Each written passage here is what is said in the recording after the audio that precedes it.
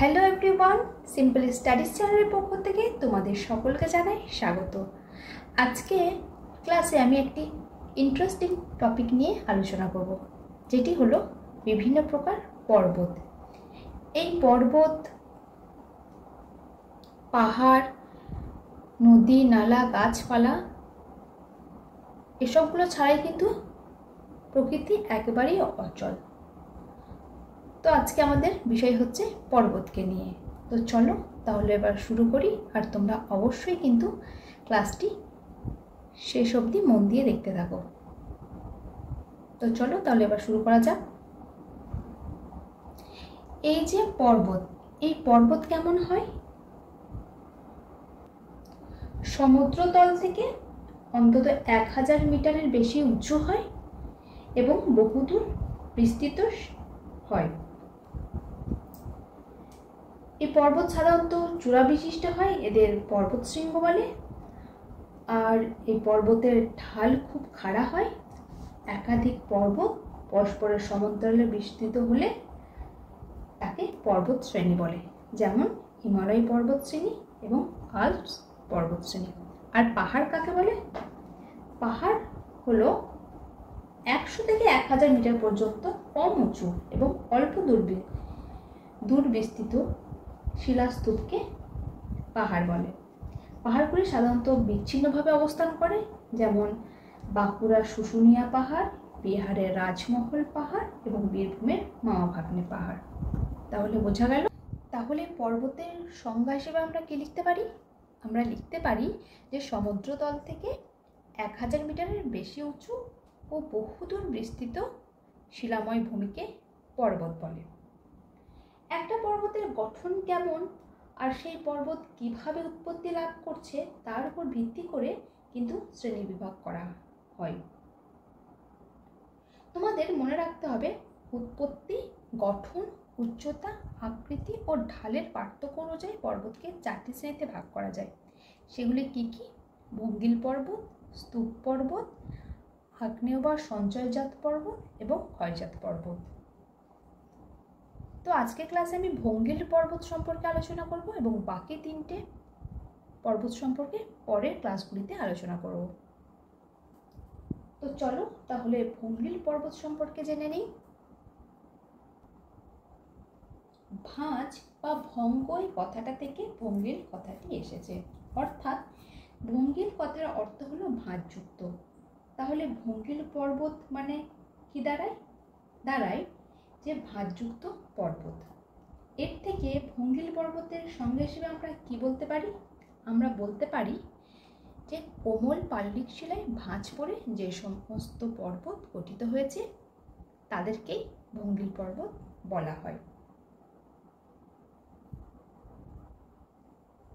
এবার যদি কয়েকটা ভঙ্গিল পর্বতের উদাহরণ বলতে বলা হয়, তাহলে প্রথমেই বলবো আমাদের ভারতের তথা এশিয়া মহাদেশে হিমালয় পর্বত,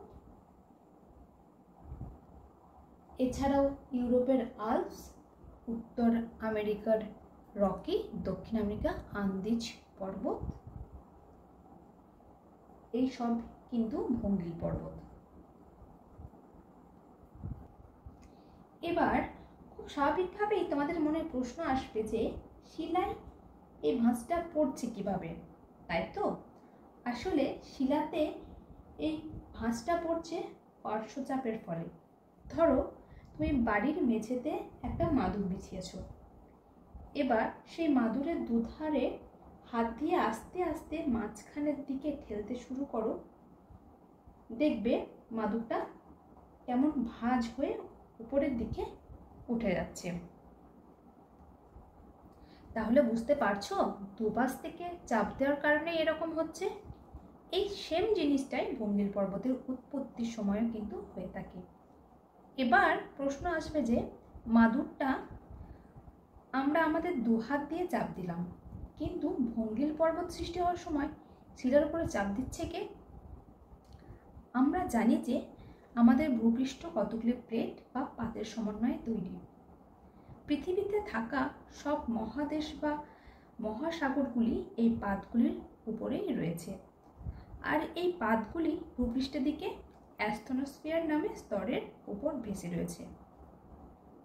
তবে পাতগুলি শুধুমাত্র ভেসে কিন্তু নেই, এরা নড়াচড়াও করে, যদিও এদের রেট অফ মুভমেন্ট খুবই কম, 1 বছরে প্রায় 3 থেকে 5 সেন্টিমিটারের মতো। আর এইভাবেই যখন দুটো পাত একে অপরের দিকে এগিয়ে এসে পরস্পরের সাথে ধাক্কা খায়, তখন কি হয় বলতো? ওই দুটো পাতের মাঝখানে থাকা ভূমিভাগের উপর প্রবল চাপ পড়ে, যার ফলে শিলাস্তর ভাঁজ খেয়ে উঁচু হয়ে গিয়ে ভঙ্গিল পর্বতের সৃষ্টি করে। তাহলে কিভাবে ভঙ্গিল পর্বতের উৎপত্তি হচ্ছে সেটা নিশ্চয়ই বুঝতে আর কোনো অসুবিধা নেই। এই ভঙ্গিল পর্বতের সৃষ্টির কারণ সম্পর্কেও কিন্তু বিভিন্ন মতবাদ প্রচলিত আছে, যাদের মধ্যে উল্লেখযোগ্য হলো মহীখাত তত্ত্ব ও পাত ভূগাঠনিক তত্ত্ব। এই মহীখাত তত্ত্ব কি? এই মহীখাত তত্ত্ব হলো যে জার্মান ভূতত্ত্ববিদ কোবার এর মতে বর্তমানে পৃথিবীতে যে সমস্ত অঞ্চলে ভঙ্গিল পর্বত অবস্থান করছে, প্রাচীনকালে যে সমস্ত অঞ্চলে অগভীর সমুদ্র বা জিওক্লাইন বা মহীখাত ছিল, এই মহীখাতের পার্শ্ববর্তী স্থলভাগ থেকে ক্ষয়প্রাপ্ত পদার্থ সমুদ্রের তলদেশে ধীরে ধীরে সঞ্চিত হয়ে মহীখাতের তলদেশটা উঁচু হয়ে ভঙ্গিল পর্বতের সৃষ্টি হচ্ছে। এটাই হচ্ছে মহীখাতের তত্ত্ব। আর পাত ভূগাঠনিক তত্ত্ব কি? পাত ভূগাঠনিক তত্ত্ব হলো যে ফরাসি বিজ্ঞানী বিচো পাত সংস্থান তত্ত্বের সাহায্যে ভঙ্গিল পর্বতের উৎপত্তি ব্যাখ্যা করেছেন। তিনি বলেন যে ভূতত্ত্ব বা শিলামণ্ডল বিভিন্ন আয়তনের পাতে বিভক্ত। এই পাতগুলি নিম্ন শান্তমণ্ডল বা অ্যাস্থনোস্ফিয়ারের উপর ভাসছে। অ্যাস্থনোস্ফিয়ার এর ম্যাগমা সৃষ্ট পরিচলন স্রোতের জন্য পাতগুলি গতিশীল হয় এবং এই পাতগুলি অভিসারী পাত এবং নিরপেক্ষ চলন দেখা যায়। অভিসারী সীমান্তের পলিস্তর সঞ্চিত হলে দুটি পাত পরস্পরের দিকে সরে এলে প্রবল পার্শ্বচাপ সৃষ্টি হয়।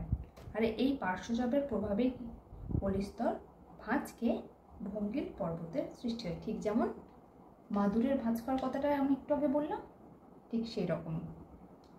তাহলে বোঝা গেল মহীখাত তত্ত্ব ও পাত ভূগাঠনিক তত্ত্ব। এই ভঙ্গিল পর্বতকে উৎপত্তির সময় অনুযায়ী বা বয়স অনুযায়ী কিন্তু দুটি ভাগে ভাগ করা যায়। সেগুলি কি কি? নবীন ভঙ্গিল পর্বত ও প্রাচীন ভঙ্গিল পর্বত। এই নবীন ভঙ্গিল পর্বত কাকে বলে? অর্থাৎ যে সমস্ত ভঙ্গিল পর্বত গঠনের কাজ এখনো চলছে, যার ফলে এখনো পর্বতের উচ্চতা কিন্তু বেড়েই চলেছে। যেমন ধরো হিমালয় একটি নবীন ভঙ্গিল পর্বতের উদাহরণ।